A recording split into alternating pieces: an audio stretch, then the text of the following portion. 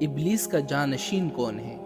ابلیس نے اپنے چھوٹے چھوٹے شیطان کی ایک فوج بنا رکھی ہے جو پوری دنیا میں پھیلی ہوئی ہے، اور وہ لوگوں کو صحیح راستے سے بہکانے کا کام کرتی ہے۔ صحیح حدیث میں آتا ہے کہ یہ ابلیس بسا اوقات سمندر کے اوپر اپنا دربار لگاتا ہے اور ان شیاطین سے رپورٹ مانگتا ہے، اور اس کی تمام فوج اس کو اپنی اپنی کارگزاریاں سناتی ہے۔ ایک شیطان آ کر کہتا ہے کہ ایک شخص نماز پڑھنے کے لیے جا رہا تھا، میں نے اس کے دل میں ایک ایسی بات ڈالی، وہ نماز کے لیے نہ جا سکا اور اس کی نماز قضا ہو گئی۔ میں نے اس کو نماز پڑھنے سے محروم کر دیا۔